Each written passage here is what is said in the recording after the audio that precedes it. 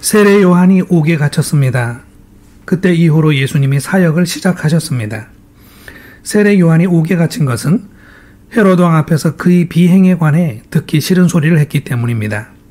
왕을 비판하면 어떻게 될런지 잘 알면서도 그런 행위를 할 수밖에 없었던 것은 세례 요한이 세상을 향하여 회개를 외치던 의로운 선지자였기 때문입니다. 세상이 악하다고 말할 수 있는 이유가 여기에 있습니다.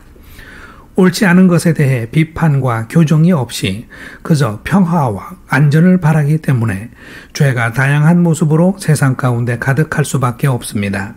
그래서 세례 요한은 옥에 갇히기 전 선지자로서 광야에서 외칠 때부터 세상을 향해 직설적인 비판을 하였던 것입니다. 세례 요한이 당한 일에서 보듯 의로운 사람들, 착한 사람들, 약한 사람들이 사람답고 평화롭게 살기가 어려운 시대였습니다. 의로운 사람이 옥에 갇히는 역행이 없는 세상은 언제나 올 것인가? 힘 있는 자들에게 정복당하고 억압과 착취에 시달리는 일은 언제나 멈출 것인가? 하나님이 약속하신 세상의 구원자는 언제 오시는 걸까? 모두가 기다리는 하나님 나라가 언제 올 것인지를 두고 많은 예언자와 혁명 실천가들이 일어났습니다. 그 중에서도 예언자들이 기다렸던 메시아의 때가 임박했음을 세례 요한은 알았기 때문에 온 유대에 회개의 세례를 베풀며 의의를 회복하라고 시대를 향해 외쳤습니다. 그러던 중 마침내 요단강에서 메시아 예수님을 만났습니다. 그런데 시간이 지나도록 세상이 뒤바뀌어 간다는 커다란 뉴스가 들려오지 않았습니다. 예수님에 관한 여러 가지 소문은 들려왔지만 기대했던 메시아의 수준은 아니었습니다. 그래서 세례 요한은 옥에 찾아오던 제자들을 예수님께 보내어서 직접적으로 질문하였습니다. 메시아가 맞는지 아니면 다른 분을 기다려야 하는지 물어보았습니다. 예수님은 세례 요한의 제자들에게 이사야서에 예언된 메시아의 모습이 지금 현재 나타나고 있다는 것을 증거해 주셨습니다. 그와 동시에 예수님은 메시아의 이런 모습에 실망하지 않으면 복이 있을 것이라고 말씀하셨습니다.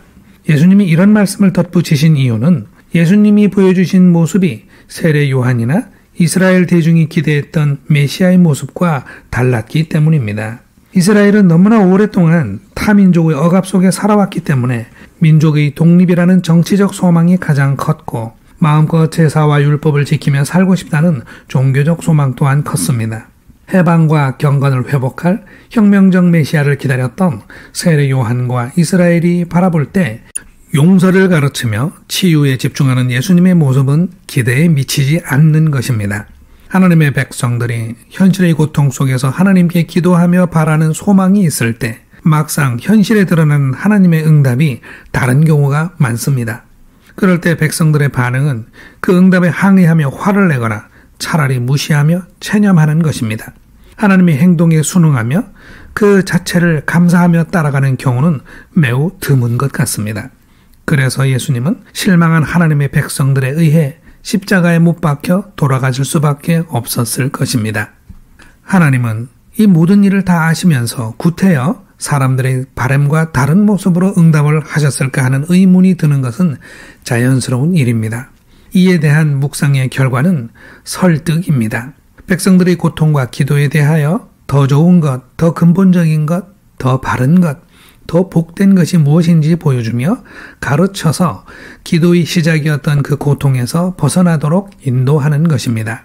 해방과 경건을 얻기 위하여 정치적 혁명의 기치를 높이 들었을 때 일어날 일들을 하나님은 보고 계신 것입니다.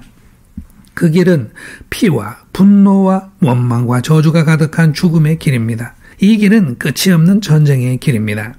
하나님의 아들 예수님은 생명의 주인으로서 사람들이 바라는 그 길을 선택하지 않으시고 하나님 나라를 가르치고 약한 자들을 살리는 모습을 직접 보여주며 인도하셨습니다. 모든 사람들이 피보다는 회복을, 분노보다는 용서를, 원망과 저주보다는 사랑과 인내를 선택한다면 해방과 경건은 모든 민족, 모든 개인에게 가장 신속하고도 완전하게 다가올 것입니다. 악한 습관이 가득한 세상에서 나홀로 회복과 용서를 실천하면 큰 손해를 입고 십자가에 못 박혀 버려질 수도 있습니다. 그래도 이 길만이 모두를 살리고 복을 누리는 유일한 해법인 것입니다. 지체 여러분, 우리 그리스도인들은 하나님의 응답이 내 기대와 달라서 실망할 때가 많습니다. 하지만 오늘 하루를 살아가는 우리의 짧은 견해로 영원하신 하나님의 계획을 다 이해할 수는 없습니다. 오직 하나님이 우리에게 선하시고 사랑하심을 보여주셨으니 하나님의 계획을 신뢰하며 오늘 우리가 따라갈 수 있는 하나님의 길을 복종하는 것이 최선의 지혜이며 주어진 복이라고 하겠습니다. 우리는 모든 것을 기도하며 간구합시다. 그리고 하나님의 모든 계획에 순종하며 오늘 주신 복을 누립시다. 오늘도 우리와 함께 동행하시는 성령님께 감사드립니다. 아멘.